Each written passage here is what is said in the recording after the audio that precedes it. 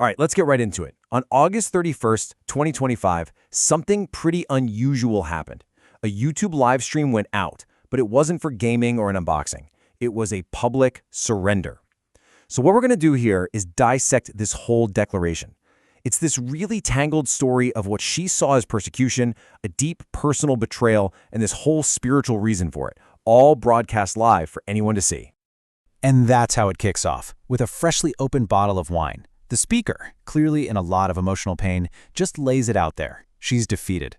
But this isn't a surrender on some distant battlefield. No, this is a declaration coming straight from her home, and it's aimed at this whole array of enemies she's convinced have been tormenting her for years. So first, we really need to get our heads around what this surrender was all about. It wasn't aimed at a visible army or anything like that.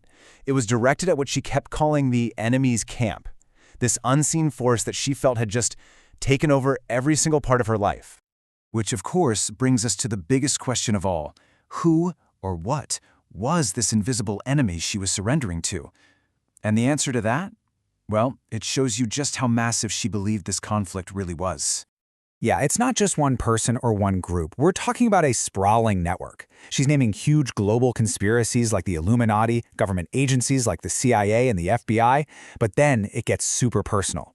Online personalities she's in feuds with, even her own neighbors.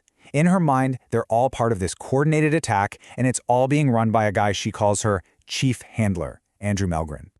Now, to really understand where she's coming from, you have to get this key piece of her personal story.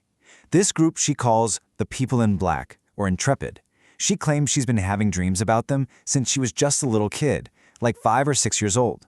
To her, they're this shadowy, military-connected force that's been trying to control her entire life.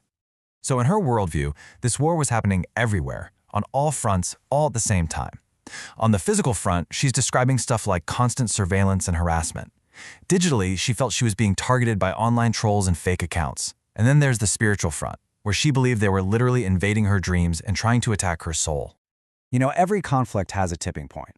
And for her, the thing that finally broke her will wasn't some big attack from this vast enemy network. No, it was something much more personal. A deep betrayal from the one person she thought she had in her corner. And it all went down just hours before she hit go live. And she says it herself, right here.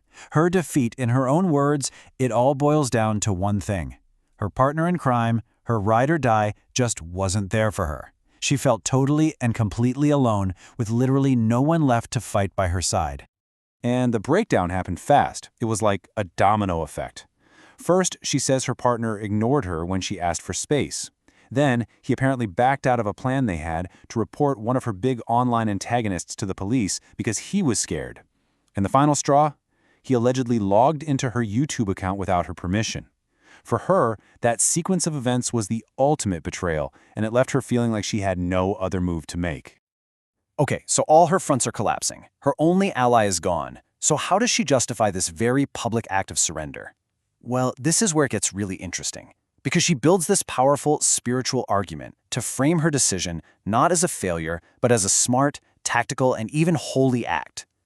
She's very, very careful to make a distinction here. This is not, she insists, selling her soul. To her, that would mean joining her enemies or doing occult rituals. Instead, she calls this a humble surrender. It's a tactical retreat, something a good leader does to protect their family. And, most importantly, she believes it's something she was commanded to do by God. And then, she takes it to the highest possible level. She compares her personal act of surrender to the surrender of Yeshua, that's Jesus, to the Roman soldiers. So in her mind, this isn't an act of weakness at all. It's a profound spiritual act, following what she sees as the ultimate divine example. And finally, let's be clear, this was not an unconditional surrender. Oh no, even in what she's calling a defeat, she laid out a very clear set of terms. So what were her conditions? Well, first, she says she's still going to report her online enemy, Patricia Jerome.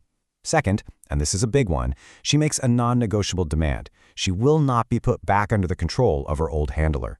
And third, she's asserting her right to her personal freedoms. It's fascinating, right?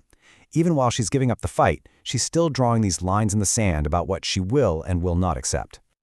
So when you step back and piece it all together, what seemed like a really chaotic stream of consciousness live stream, well, it actually has a pretty clear structure inside of it.